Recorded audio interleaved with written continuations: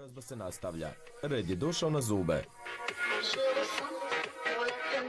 Radit ćemo kompletnu gornju čeljust, što kombinacija sa krunicama, ljuskicama.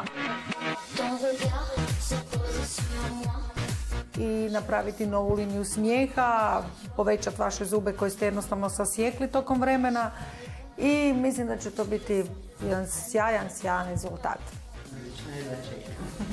Gospođa Snježana je za nas jedan pravi izazov. Tu je potrebna kompletna rehabilitacija i gornje i donje čeljuste, kako rehabilitacija govora, žvakanja, a i estetike. A već idućeg tjedna Snježana će imati nov blistavi osmijeh. I ne samo to. No kako nakon dovršenog makeovera izgleda naša kandidatkinja, pogledajte već idućeg petka.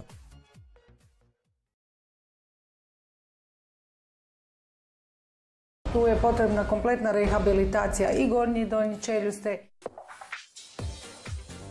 Tijekom proteklih 7 dana Snježana je svakodnevno posjećivala stomatologinju. Rekonstrukcija njenog zubala je završena. Ugrađeni su i najmoderniji protetski nadomjesci, bez metalne krunice i ljuskice, a potom i implantati. Riječ je o najboljoj zamjeni za prave zube. U 10 minuta smo ugradili danas implantat.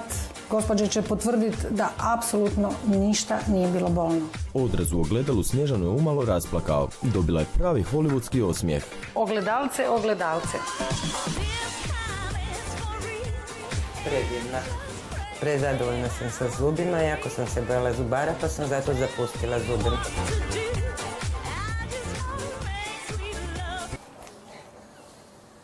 Kako bi je vratila blistavi osmijeh, stomatologinja je upotrijebila najmodernije tehnike i materijale, a stručnjaci za modu i ljepotu na posljedku su je promijenili styling.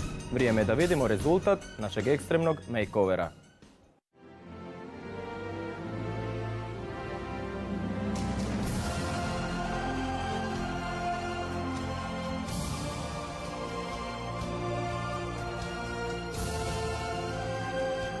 Gospođo Snježana, ja stvarno nemam riječi, a vi? A šta reći na sve ovo? Ja sam prezadovoljna i nadam se da će moja familija i prijatelji isto biti zadovoljni. Želim se zahvaliti svima koji su učestvovali u ovom makeoveru jer su napravili vrhunski posao.